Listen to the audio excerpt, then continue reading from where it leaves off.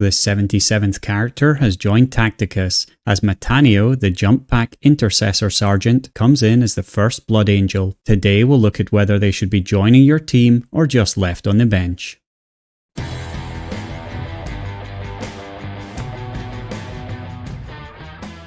The Blood Angels are here, and the first one is Mataneo, the Jump Pack Intercessor Sergeant, joined by a constant stream of Jump Pack Intercessors backing him up. They will be joining us this month through the Insanguination character release event, and Interceptors are equipped with powerful jump packs that allow them to soar over the battlefield before slamming into their foes like a hammer from the skies. They swiftly cut down all opposition with point-blank pistol fire and furious slashes before launching off to engage the next target. And so we have another Imperial character with a jump pack that calls in other troops. On the surface level, this could be another Bellator, but let's see what he actually ends up being, because he does have quite a few tricks up his armoured sleeve. As always in this series, we're going to take a look at 3 different things: how long it roughly takes to level him up to Diamond 3 when compared to other characters, his traits and general usefulness, how good he is in legendary events, and I won't be looking too much into his usefulness in guild raids or tournaments, as I leave that to our other wonderful content creators. So let's dive right in. The new character release event in Sanguination will be starting on the 4th of August, and this is very much in line with all other character events. It sees you collecting sanguine blood drops by completing missions and then opening sanguine chests to get Insanguination shards, and then you can use these to unlock and level up Mataneo. You can see the missions on screen now. If you need my help with these missions and getting the best possible start, then definitely check out my beginner's guide to character events, which is linked in the description below. Basically, if you play through the tournament arena and spend 110 blackstone per day during the event, we will definitely be able to pick up Mataneo at the Epic 1 level without the need to purchase any additional packs. And now I want to take a moment to thank all my subscribers, as the channel has broke the 3,000 mark, and I definitely love you 3,000.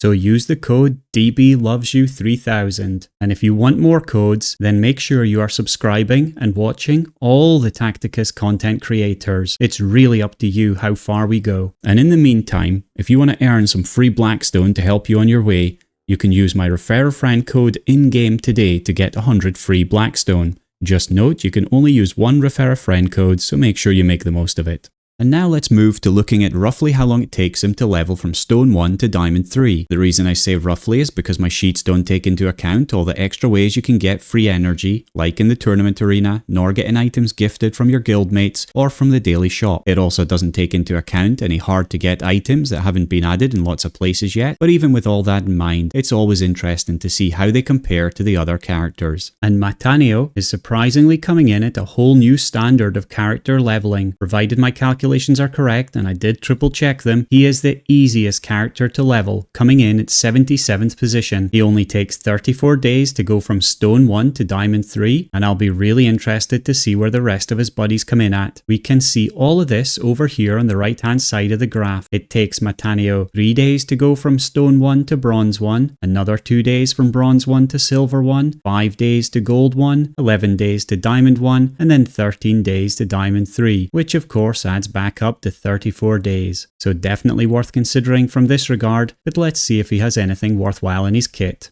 We'll start with his traits. He is an Imperial character. He has the Plasma 1 melee attack, a no ranged attack. He has the Deep Strike trait to get into battle quickly. He has Flying to soar across the battlefield. And he has Rapid Assault to move even faster and deal extra damage for the first of his attacks.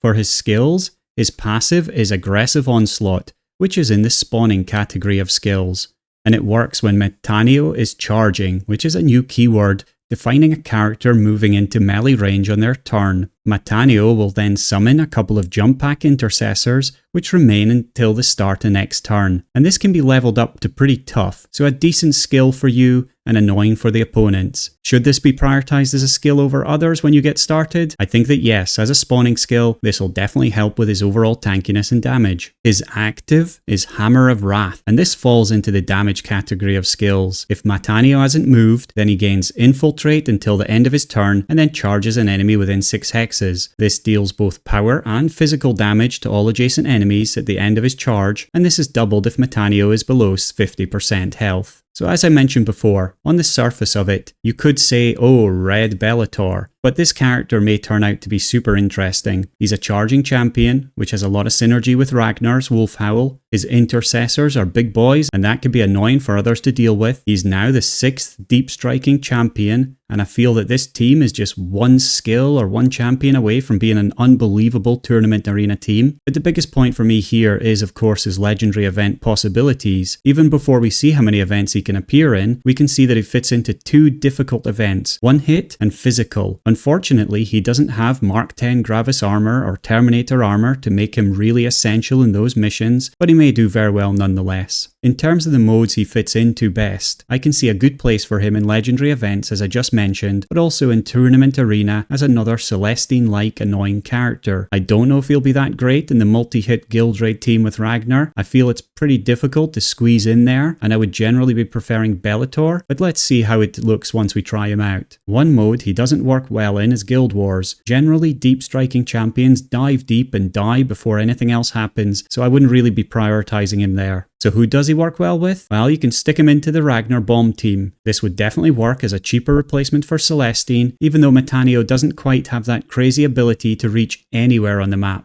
Although if Mataneo stood next to Onshi on the second turn, he will be able to move 6 hexes due to his rapid assault and Onshi's Zephyr's Grace passive, which will pretty much hit the backlines of most teams anyway. Of course, you could put both of them in the team and then just have a lot of fun hitting the backlines. But if you want to have a hell of a lot of fun with him, then how about a deep striking team? Pick 5 from Angrax, Aryak, Rask, previous release Baraquel, Deathleaper, and now Mataneo. With a lot of them being slow Terminators, at least Deathleaper and Mataneo has more speed to move across the battlefield. Maybe you drop 3 Terminators in as a front shield, then Deathleaper and Mataneo jumping over them when they can move. We'll have to see how he fits in with the rest of the Blood Angels when they're released, but if it's anything like this recent factions, then there should be a lot of synergies there. Overall, I think this is another good jack of many trades but master of none that can be an easy addition to many teams. So moving on to his legendary events, the Ragnar event is finished, and so with that removed, we only have the Vitruvius and Cairn event until we take a look at Mephiston's legendary event later on this month. That means we'll have a new top 20 legendary event characters for about a month, which we'll take a look into soon. But looking at Mataneo himself, starting with the Vitruvius event, in the Alpha track, he appears in the No Psychic, Max 1 Hit, Power, and No Resilient battles. In the Beta track, he appears in the Max 2 Hits and No Infiltrate battles. He doesn't get to play in the Gamma track because it's no Imperials, and so he ends up on a total of 405 points. My cutoff is always around about 400 points, and so he's right in the middle of that action. Moving to the Cairn event, he doesn't appear in the Alpha track because Imperials don't get to play. In the Beta track, he appears in the No Terminator and No Big Target battles. And in the Gamma track, he appears in the No Mechanical and Physical battles, which gives him a not so high score of 175.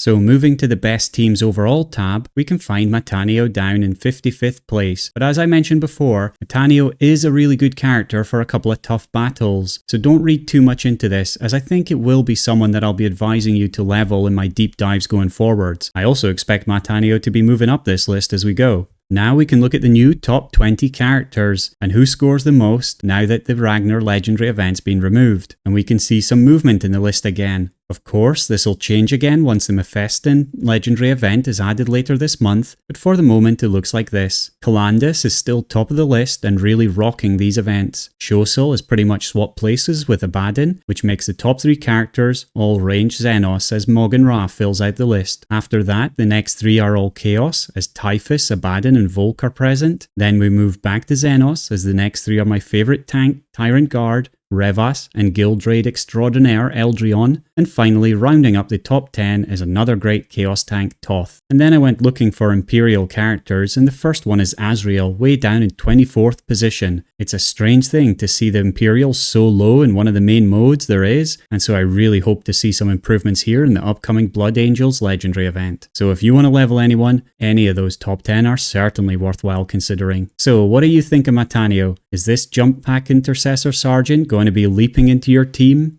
Or will he be joining your other ignored collection of Imperials sitting at Stone 1? You can check him out right now in the latest version of the Google Planner sheets linked below.